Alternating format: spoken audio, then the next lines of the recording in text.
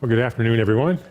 Hope you're all having a positive Sabbath wherever you are hearing this message, and your plans for the upcoming fall holy days are going well. I know that's just a few days away from us at this point.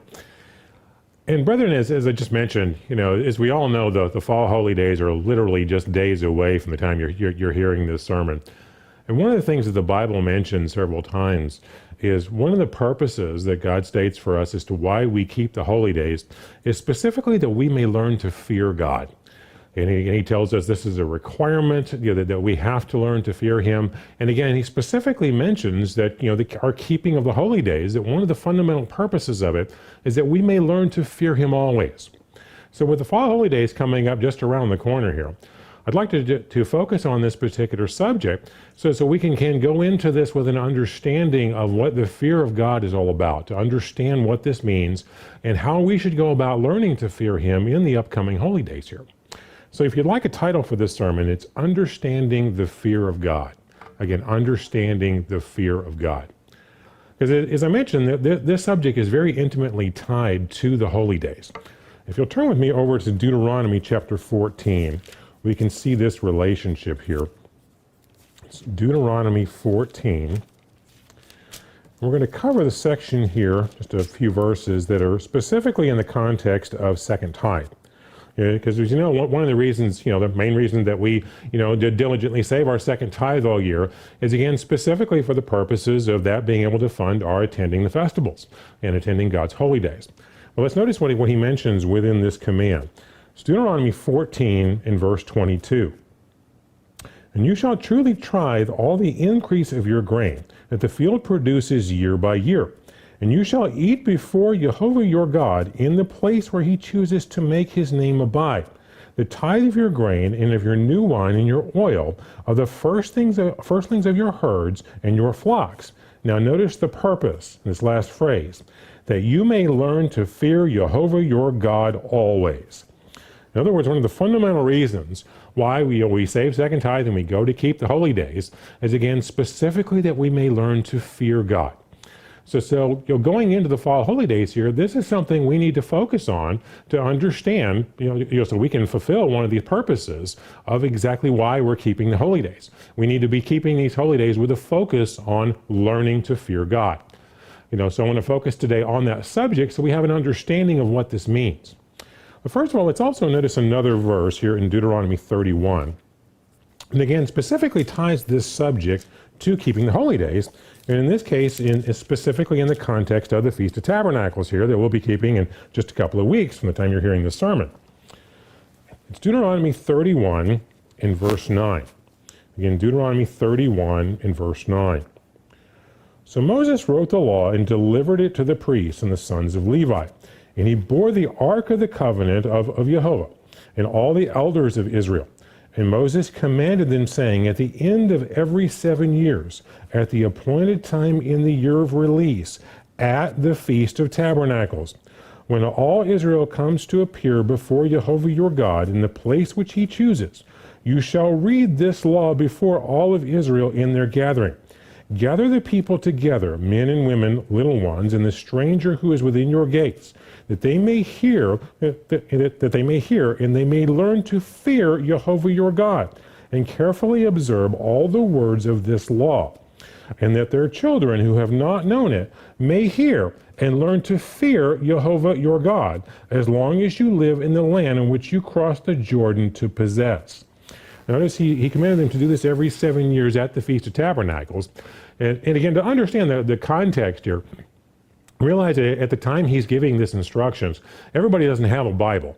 They're not all walking around with their own printed copy or multiple copies of it, and a phone in their pocket that has an online Bible program, and a laptop with multiple translations and such. They didn't have all that available.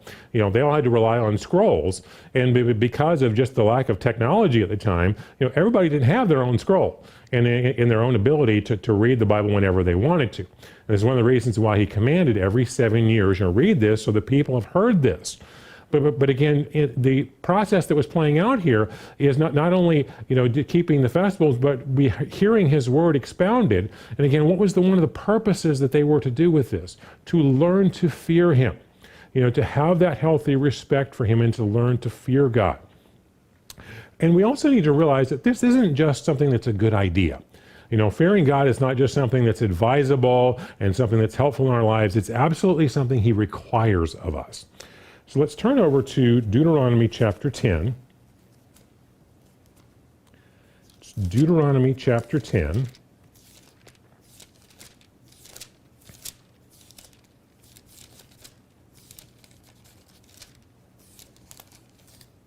We'll start reading in verse 12. And now, Israel, what does Jehovah your God require of you? In other words, this is required. But to fear Jehovah your God, to walk in all his ways, to love him, to serve Jehovah your God with all your heart and with all your soul, and to keep the commandments of Jehovah and his statutes, which I command you today for your good. So see, it's not, again, just something advisable and something helpful for us to learn to fear him. It's an absolute requirement. It's something he demands of us that we have to learn to fear him. So again, to be in obedience with him and to keep the holy days as he has instructed us, we need to do so with a focus on learning to fear him. Because realize that not only is it something that he would require of us, it's something that he will absolutely test us on. That he will orchestrate trials in our lives to see that we absolutely fear him. And a good example of this can be found in Genesis chapter 22.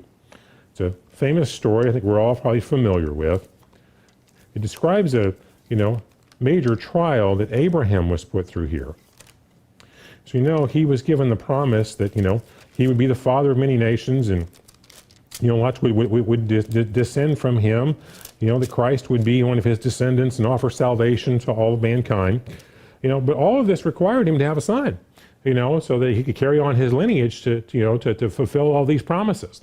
Well, he waits, for many years, waiting to be able to have a son, and for God to finally fulfill this. Well, he finally gives him Isaac. And after Isaac's born and finally grows up, then God gives him the ultimate test. It says, that son that you waited for all these years, take him to the mountain and kill him for me. As you can imagine, this had to be an absolutely gut-wrenching trial, for Abraham to go through. It's easy for us oftentimes when we read these stories in the Bible and we know how the story ends, we know who the hero is and all that. It's kind of academic for us. We can kind of look at this and kind of lose the reality of what this felt like for someone like him actually going through this. But this had to be absolutely gut-wrenching trial for him to go through. And as we all know from the story, but before he actually has to kill Isaac, God hasn't stopped and doesn't do this. But just notice that the comments that are made here that tells us kind of what this whole trial was about. It's Genesis 22 in verse 11. But the angel of Jehovah called to him from heaven and said, Abraham, Abraham. And he said, Here I am. And he said, Do not lay your hand on the lad or anything to him, or to do anything to him. For I know that you fear God, since you have not withheld your son, your only son, from me. In other words, after he successfully passed this trial, what did they say? Now we know you fear God. Obviously, that's what this was about. It was a test to see how well he feared him.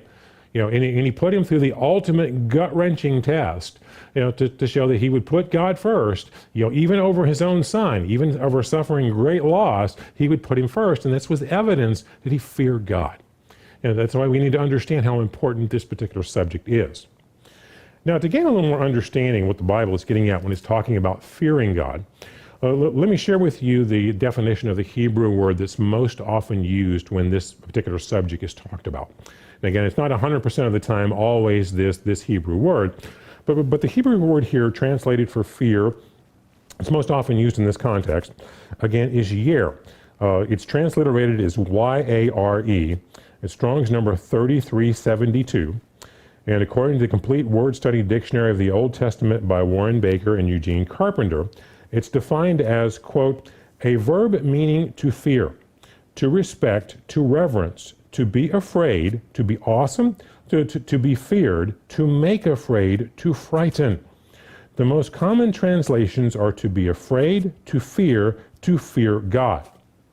Now, one of the reasons why I read this is I think when we oftentimes think of the fear of God, we automatically think in terms of a reverence and a respect and an awe, of understanding of who God is. And we think of it in that context, but oftentimes we think of it like, well, that would never include being, afraid of like bad things happening to you, and we kind of eliminate that concept and think, well, what couldn't mean that? Well, actually it does include, that concept.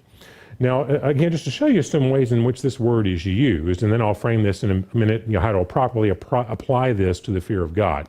But just give you a couple of examples of how this exact same Hebrew word is used. Turn over to Genesis chapter 26. It's Genesis 26, and we're going to read from verse 7 here. Now, just to summarize the context here, this is where Isaac is dealing with Abimelech. He kind of makes the same mistake his father did in denying that his wife is his wife, but because he's afraid and he's acting like a coward. But let's notice here in Genesis 26 and verse 7.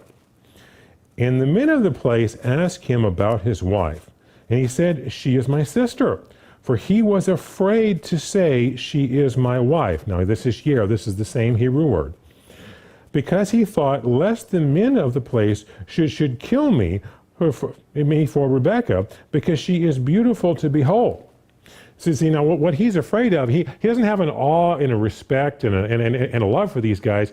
He's just afraid they're going to kill him. He's afraid they're going to be evil and bring calamity upon his life and kill him and hurt him, and he's terrified of it. And of course, he's acting like a coward. He's denying that his wife is his wife. But as we understand that this concept can be included in the use of this word. Now let's turn over to Genesis 32. We'll see another example of this.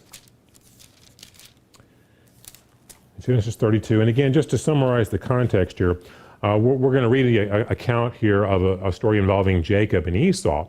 And I'm sure a lot of you are already familiar with the context that leads up to this, that, Esau is actually the firstborn, but Jacob winds up kind of conning, Esau out of his birthright and receiving the blessings. Well, this creates some friction in the family. This created some conflict between the siblings. And just to pick up here in Genesis 32 and verse 6, it says, "Then the messengers returned to Jacob, saying, We came to your brother Esau, and he also is coming to meet you, and 400 men are with him. So Jacob was greatly afraid and distressed, and he divided the people that were with him, and the flocks and herds and the camels into 2 companies. And he said, if Esau comes to one company and attacks it, then the other company which is left will escape. And then Jacob said, O God of my father Abraham, O God of my father Isaac, Jehovah, who said to me, return to your country and to your kindred, and I will dwell well with you. I am not worthy of the least of the mercies of all your truth, which you have shown your servant. For I crossed over this Jordan with my staff, and now I have become 2 companies. Deliver me, I pray, from the hand of my brother, for the hand of Esau, for I fear him, lest he come and attack me and the mother with the children. And now notice here again, in both the references to fear and being afraid here, it's again the same Hebrew word. And again, this isn't an awe and a respect, for his brother that's being expressed here. It's a terror of, I think he's going to come and try to kill me. So he's afraid of calamity come upon him. It's kind of the same concept. Oftentimes when we think of fear, in our day-to-day lives, we may think of a scenario like, for example, maybe you're hiking in the woods, or in a national park somewhere, and you happen to come across a grizzly bear. And it's a mom of grizzly bear and has some cubs with her. Well, the sight of that typically strikes fear and terror. It's because we're thinking, okay, the bear's there. I think I'm going to go in the other direction. I'm not going to hang around because I'm afraid she's going to kill me.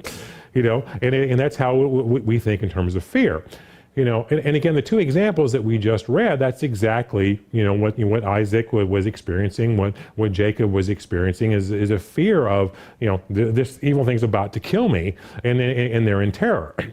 Now, even though the word, year can again include this kind of a concept, We also need to understand in terms of applying this to God, it's certainly not the same thing of here's someone who's going to try to do evil upon me, who's going to try to evilly hurt me. That would certainly never apply to God.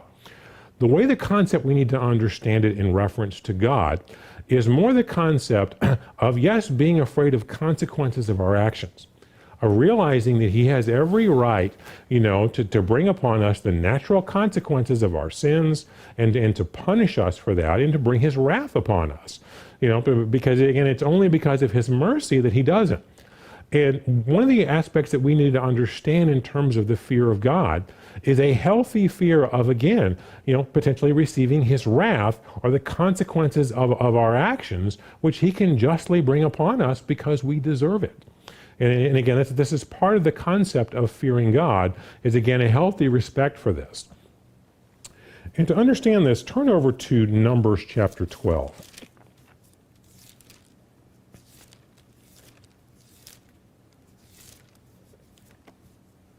So Numbers chapter 12.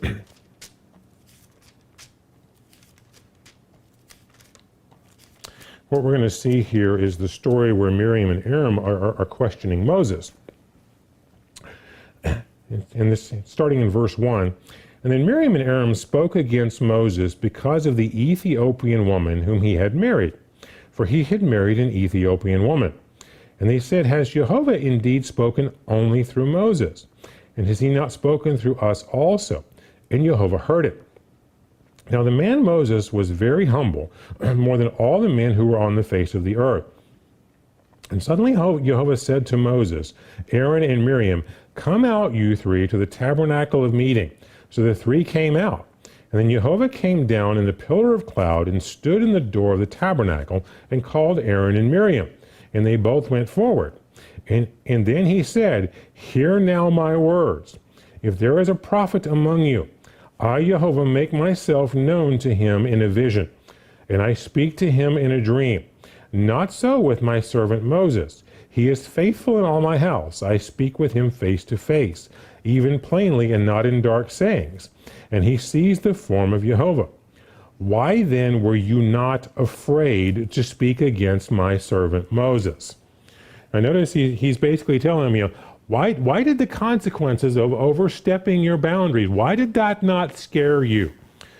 That should have installed some fear in you, simply for knowing you're overstepping your bounds and there can be some nasty consequences to this. And to realize that's exactly what he's getting at, all we have to do is read the next two verses. In verse 9, so the anger of Jehovah was aroused against them, and he departed. And then the cloud departed from above the tabernacle. Suddenly Miriam became leprous as white as snow. And then Aaron turned toward Miriam, and there she was a leper.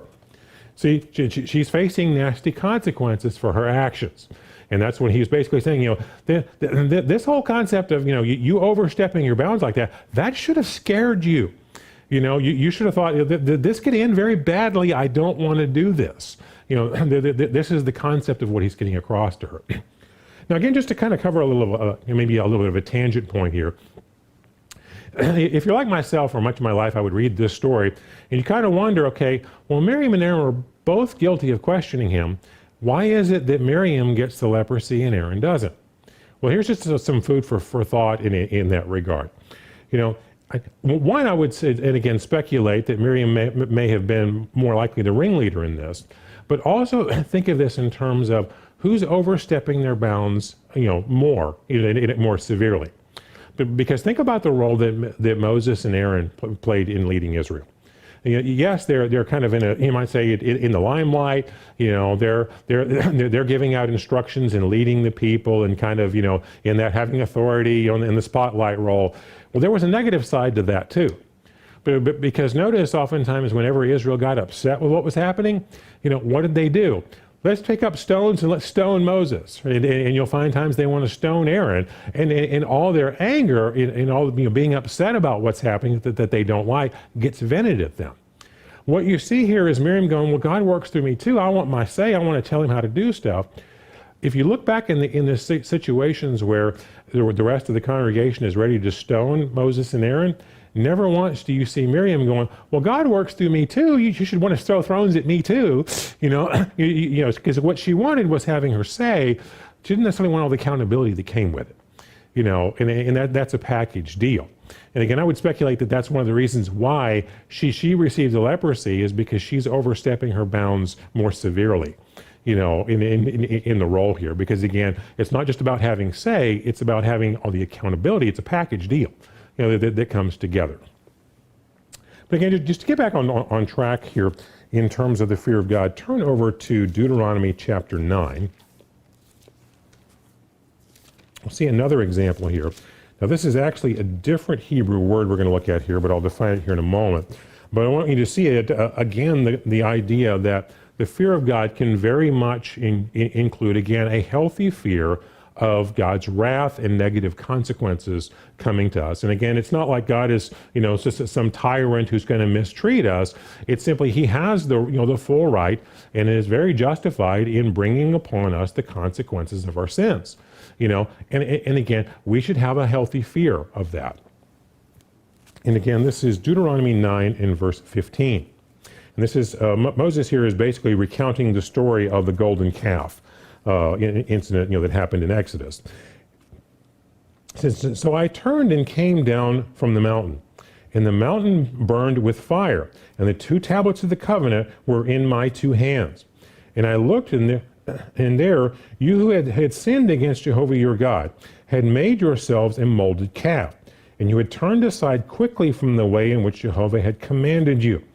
Then I took the 2 tablets and threw them out of my 2 hands and broke them before your eyes. And I fell down before Jehovah at the first 40 days and 40 nights. I neither ate bread nor drank water, because of all your sin which you have committed, doing wickedly in the sight of Jehovah to provoke him to anger. For I was afraid of the anger and hot displeasure with which Jehovah was angry with you to destroy you. But the Lord listened to me at that time also. And Jehovah was very angry with Aaron and would have destroyed him. So I prayed for Aaron also at the same time. Now notice what Moses is referring to, is what he fears here is, again, God destroying Israel. And again, it's not that God was some evil tyrant who was going to mistreat them. It's just they had totally disobeyed and abandoned everything they agreed to, and he had every right to punish them for that. But again, just to share with you the definition of the word here, because this is a little different Hebrew word used here in Deuteronomy 9. This is transliterated as Yagor. It's Y-A-G-O-R, as Strong's 3025, and again defined by the Complete Word Study Dictionary of the Old Testament by Warren Baker and Eugene Carpenter. It defines it as, quote, a verb meaning to fear, to be afraid. In comparison to the more common verb for fear, yer, the verb we just talked about a minute ago, which often refers to a general sense of vulnerability, Yagor refers to fear of specific occurrences, such as catching a disease, being reproached or scorned, or being delivered into the power of specific people. It describes the fear of God in Deuteronomy 9:19, which focuses on the specific possibility of God destroying Israel. So again, we can see this is exactly something we should understand in regards to the fear of God, that it's not just this healthy respect and awe and reverence for God, which it certainly includes all of that. But again, I kind of emphasize this point because we oftentimes kind of miss, the idea that it also means, again, a healthy fear for negative consequences and God's wrath that can come upon us because of our disobedience. But we also need to realize that again, as I mentioned, God's not a tyrant. He's not someone we need to be afraid of, that he's going to be evil or mistreat us. We do need to be concerned about, again, the consequences of sin if we disobey him. But part of also understanding the fear of God and fearing him is understanding also his mercy and his love. So turn over to Psalms chapter 118.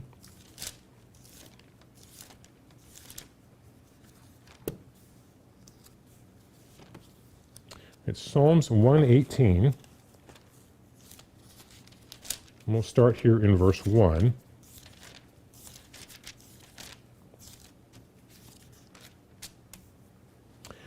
It says, "Oh, give thanks to Jehovah, for he is good, because his mercy endures forever. Let Israel now say, his mercy endures forever. Let the house of Aaron now say, his mercy endures forever. Let those who fear Jehovah now say, his mercy endures forever." Notice, that those who fear him, they're not trembling under, the rule of a tyrant, if they're thinking he's going to mistreat us. No, they appreciate his mercy and his love. In verse 5, "I called on Jehovah in distress, and Jehovah answered me and set me in a broad place. And Jehovah is on my side, I will not fear. What can man do to me?" Again, we'll cover this a little bit later in the sermon, but one of the things we need to realize in living our day-to-day lives is the greatest thing we have to really fear is not having God on our side. Because if he's for us, then we don't need to fear evil from others. In verse 7, "And Jehovah is for me among those who help me. Therefore I shall see my desire of those who hate me. It is better to trust in Jehovah than to put confidence in man.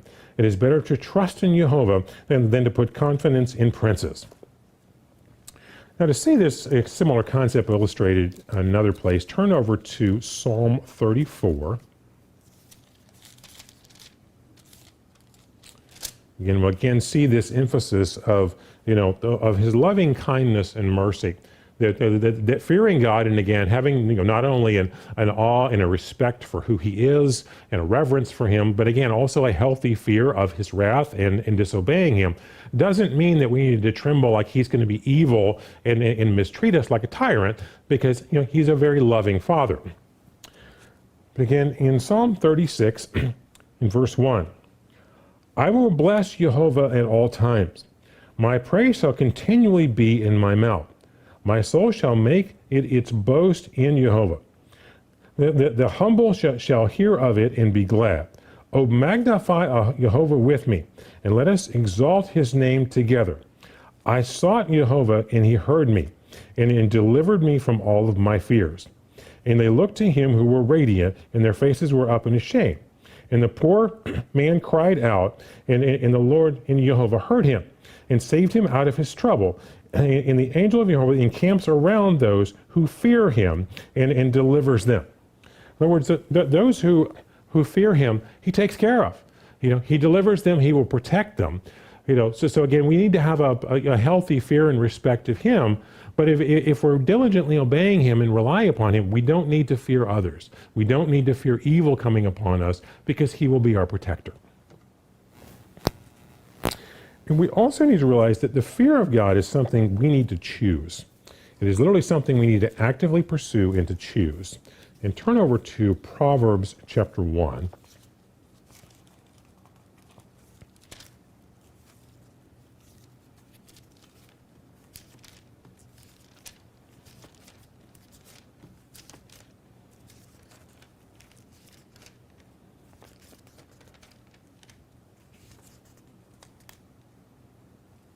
Actually, but before going over to Proverbs, let's turn over to Proverbs chapter 8, because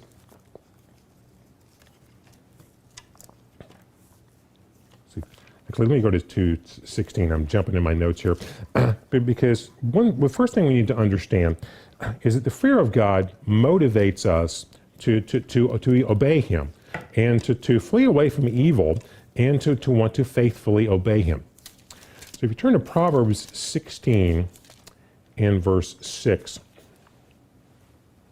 it says, "In mercy and truth, atonement is provided for iniquity, and by the fear of Jehovah one departs from evil." You see, if we have this healthy respect for God, not only again a reverence and an honor for him as to who he is, and to want to submit to him, but again also a healthy fear of disobeying him and of facing the consequences in his wrath. That will naturally motivate us to want to go away from evil, to turn away from evil, because we'll look at that and go, oh, that's not going to end well. That's a painful path. I think I want to avoid that. Now I want to try to go the righteous way, because that just turns out better. And that's going to naturally want to motivate us to that. Well, not only is it going to want to steer us away from fear, away from disobedience, but again, if we have that healthy respect for God, then that's going to cause us to want to trust him and to want to be obedient, again, even when that is difficult and painful for our lives. And to see a good example of that, turn over to Hebrews chapter 11.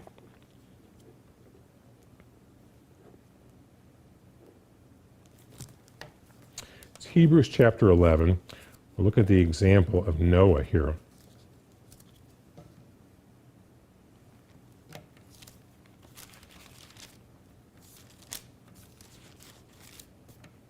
It's Hebrews chapter 11 and verse 7.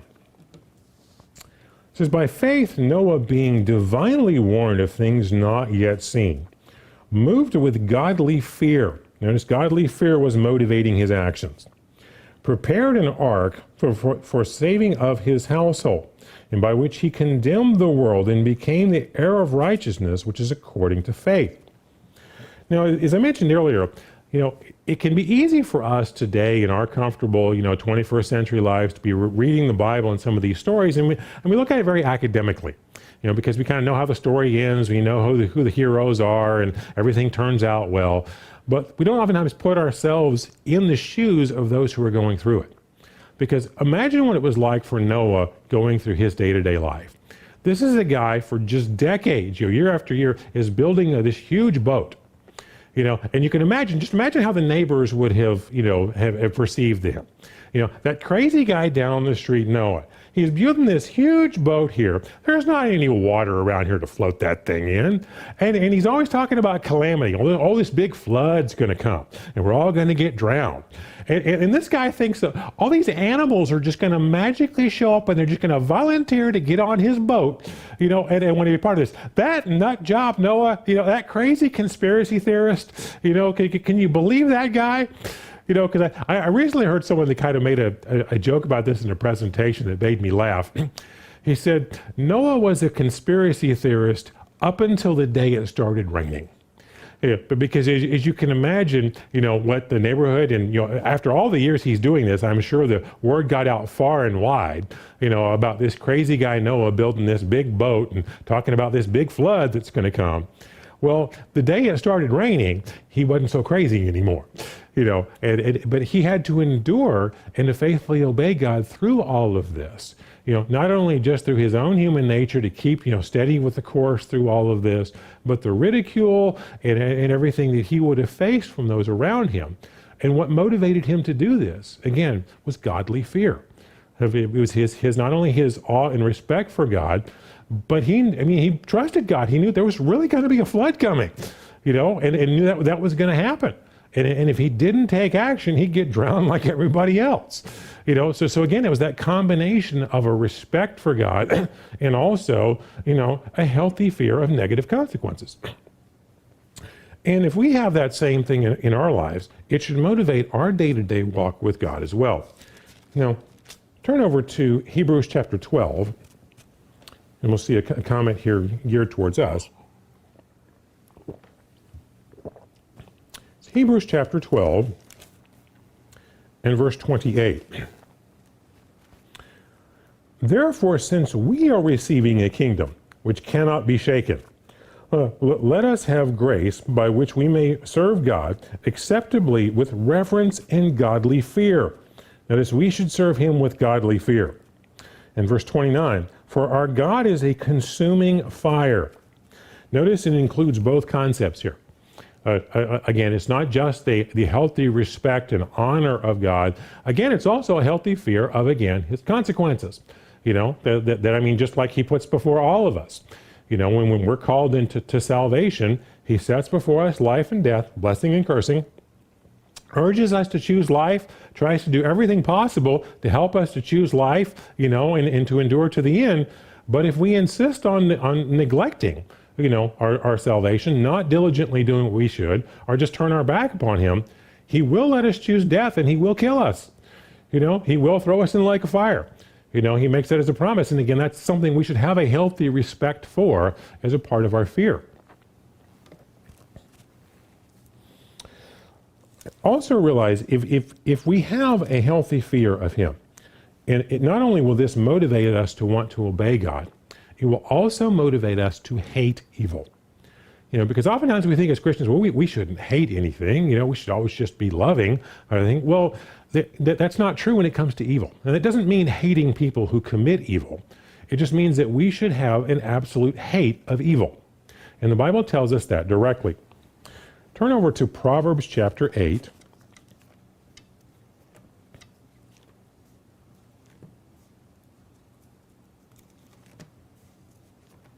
It's Proverbs chapter 8.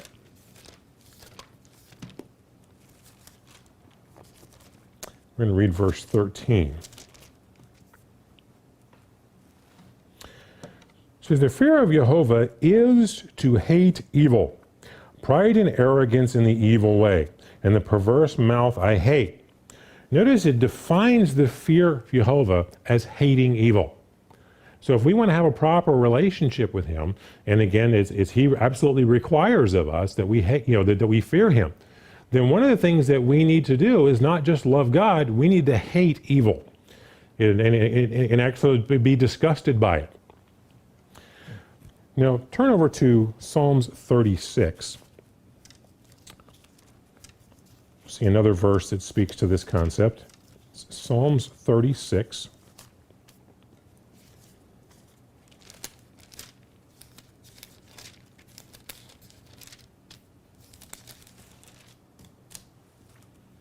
In verse 1.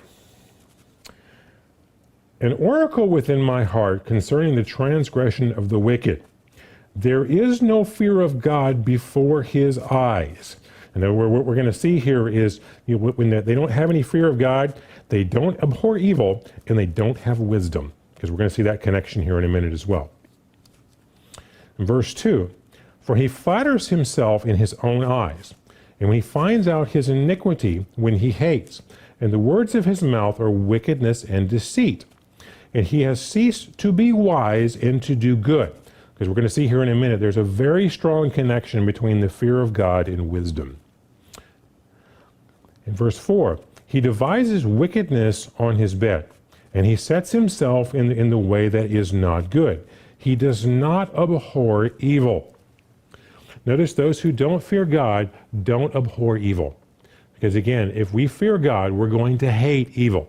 It's going to be something that disgusts us, and we're going to just be repelled from it, and want to turn away from it. And that's part of understanding the fear of God. And realize that this is something we have to choose. Turn over to Proverbs chapter 1. We're going to see here that the fear of God is literally something we have to choose and we have to pursue. It's Proverbs chapter 1 and verse 25.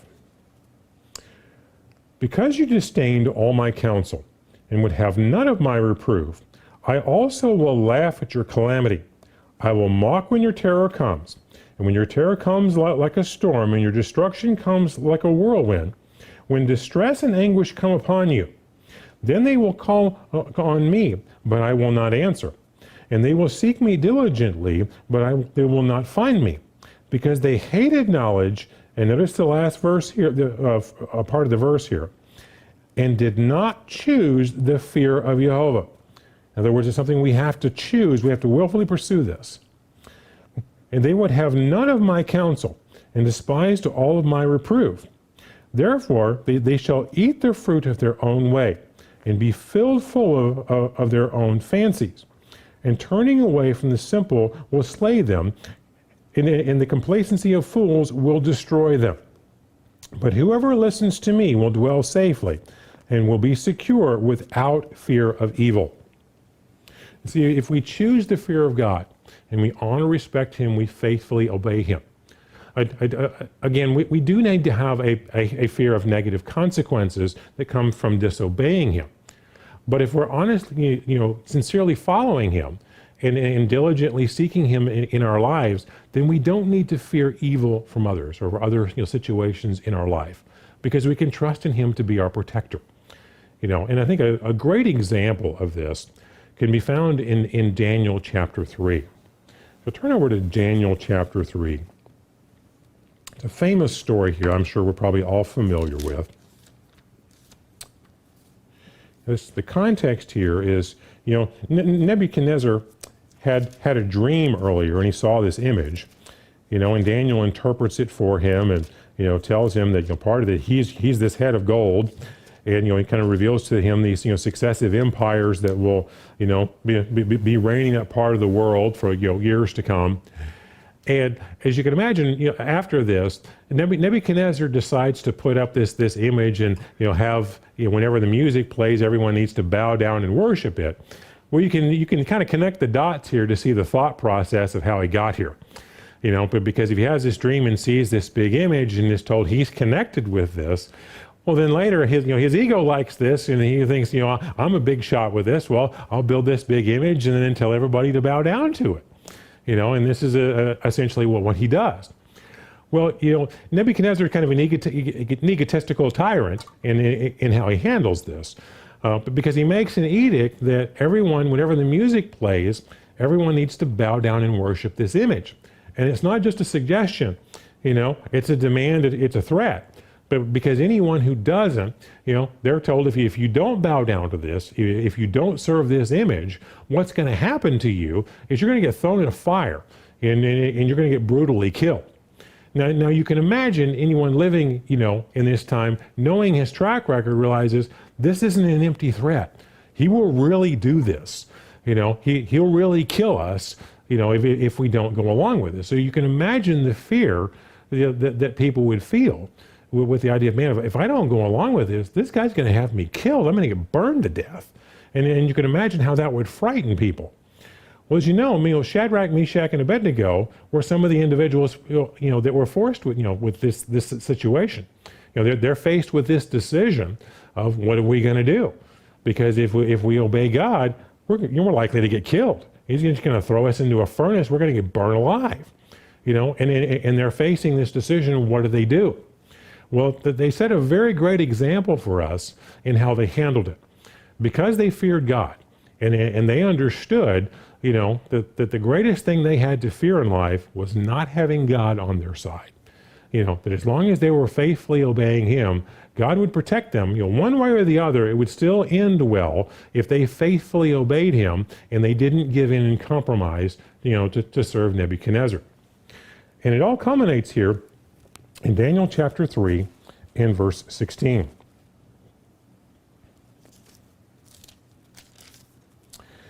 It says, Shadrach, Meshach, and Abednego answered and said to the king, O Nebuchadnezzar, we have no need to answer you in this matter. If that is the case, our God whom we serve is able to deliver us from this burning fiery furnace, and He will deliver us from your hand, O king. But if not, let it be known to you, O king, that we do not serve your gods, nor will we worship the gold image which you have set up. In other words, they were saying, my God's able to protect me, but even if He lets me burn in the furnace, put it on the record, I still won't bow down to you. I won't do it. Because again, the greatest thing they had to fear was disobeying God, was not having God on their side. That was the greatest thing that could go wrong. And they clearly understood this, and as a result, I'm sure how the story ends. They do get thrown into a furnace, but God protects them. And they later wind up coming out, not even smelling of smoke and being, fringed by the fire at all. But the guys who threw them in there get killed, because the heat was so great, because God protected them through it all. And that's one of the things we have to realize in our lives, especially in the years ahead, is, things get worse and worse in our nation. We need to realize that as long as we are putting our faith in God and we are diligently following Him, we don't need to fear the evil of the people around us.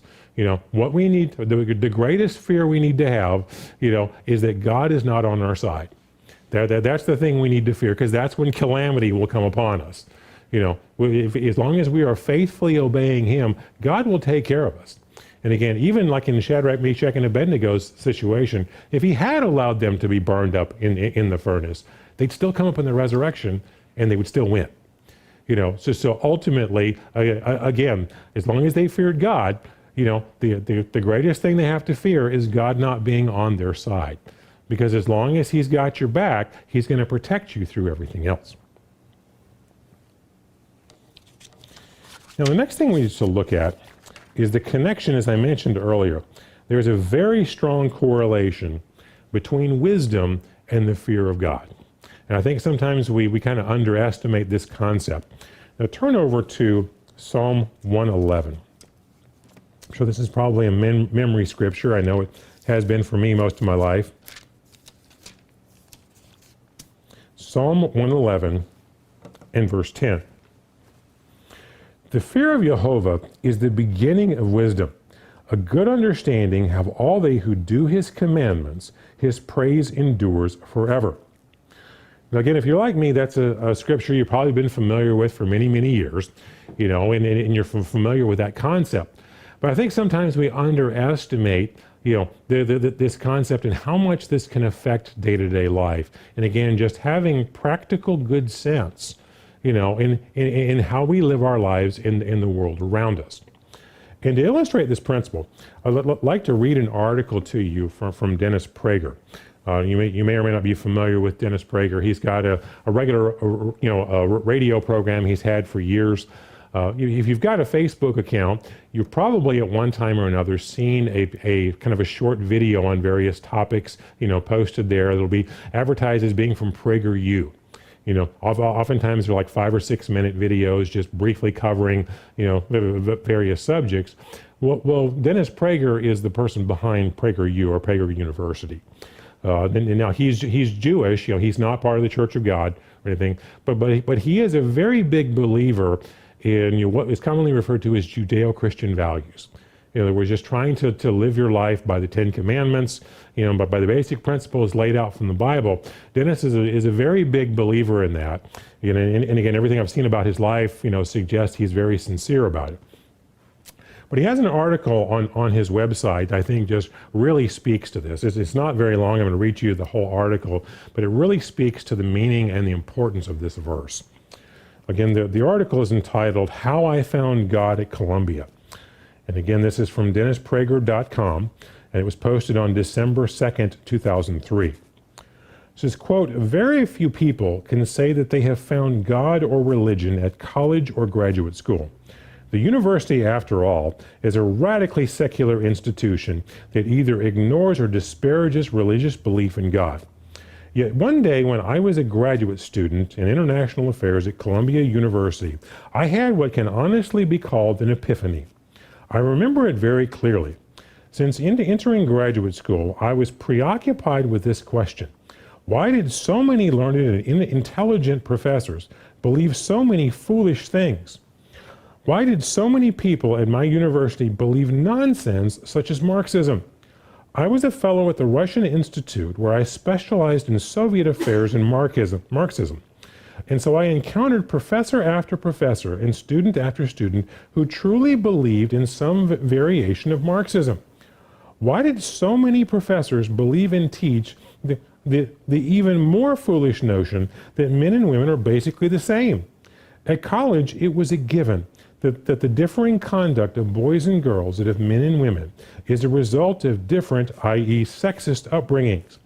The feminist absurdity that girls do girl things because they are given dolls and tea sets, and boys do boy things because they are given trucks and toy guns, was actually believed in the mind-numbing world of academic intellectuals. And why were so many professors morally confused? How could people so learned in contemporary history morally equate the Soviet Union and the United States, regard America as responsible for the Cold War, or regard Israel as the Middle East's villain? One day I received an answer to these questions, seemingly out of nowhere. A biblical verse, one that I had cited every day in kindergarten at Jewish religious school I attended as a child, entered my mind. It was a verse from Psalm 111. Wisdom begins with the fear of God. The verse meant almost nothing to me as a child, both because I recited it in the original Hebrew, which at the time I barely understood, and because the concept was way beyond a child's mind to comprehend. But 15 years later, a verse I had rarely thought about answered my puzzle about my university and put me on a philosophical course for which I have never wavered. It could not be a coincidence that the most morally confused of society's mainstream institutions, the one possessing the least wisdom, the university, was also society's most secular institution. The psalmist was right. No God, no wisdom. Most people come to believe in God through what I call the front door of faith. Something leads them to believe in God. Since that day at Columbia, however, I regularly renew my faith through the back door. I see the confusion, nihilism that godless ideas produce, and my faith is restored. The consequences of secularism have been at least as powerful a force for faith in my life as religion. If our universities produced wise men and women, curricula of moral clarity, and professors who loved liberty and truth, not to mention loved America, there is no question that my religious faith would be challenged. I would look at the temple of secularism, the university, and see so much goodness and wisdom, I would have to wonder just how important God and religion were. But I look at the university and see truth deconstructed, beauty reviled, America loathed, good and evil inverted, elementary truths about life denied, and I realize one very powerful argument for God is that society cannot function successfully without reverence to Him. So as much as I shudder almost every time I read another academic taking an absurd position, I also feel my faith renewed. Ironically, the worse the universities get, the greater their tribute to God. You know, every time I think of something like this, this article comes to mind. You know, about 30 years ago, I was in graduate school myself, and I can't say I had the same epiphany as Dennis, but I made a similar observation. You know, it's just sitting through classes, watching people that, had very high IQs, were obviously very educated and learning, and hearing absolute nonsense come out of their mouth. I mean, in ideas that you could easily prove through documentable history and facts and statistics to show this is just nonsense, and seeing that they clearly believed it, and I would just kind of scratch my head. And every time I kind of scratch my head and wonder, okay, why is it people fall for this? Dennis's article comes to mind. No God, no wisdom. I even look at, at how our country is going now in the last few years. And looking at this and thinking, how can so many educated, intelligent people not see something's wrong? And again, I come back to no God, no wisdom, because there is a huge correlation between the fear of God and wisdom. And again, the fear of God is actually the instruction in wisdom. Turn over to Proverbs 15. So Proverbs 15 and verse 31. The ear that hears the reproof of life will abide among the wise. And he who disdains instruction despises his own soul, but he who heeds reproof gets understanding. The fear of Jehovah is the instruction of wisdom, and before honor is humility. Again, having just a basic fear in God, gives people, again, even though it's not called, even individuals like Dennis, again, who's Jewish, he doesn't believe in Jesus Christ, he's obviously not being called, to salvation at this time. But if you see much of his stuff, and again, just in terms of practical values, practical wisdom of life, I'm not endorsing his theology, but you see just a lot of good, solid common sense.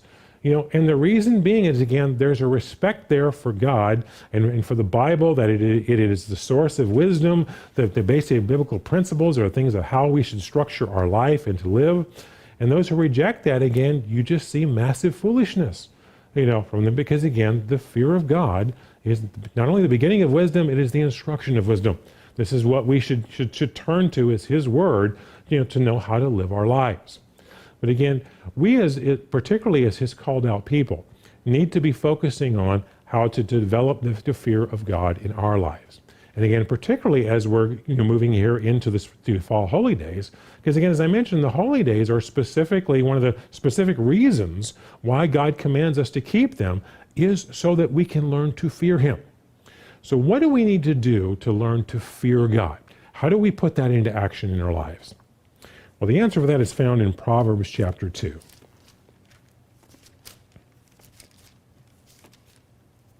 So Proverbs chapter 2 and verse 1. My son, if you receive my words, treasure my commands within you, so that you incline your ears to wisdom and apply your heart to understanding. Yes, if you cry out for discernment and lift up your voice for understanding, if you seek her as silver and search for her as hidden treasures, then you will understand the fear of Jehovah and find the knowledge of God. In other words, it's something we need to seek.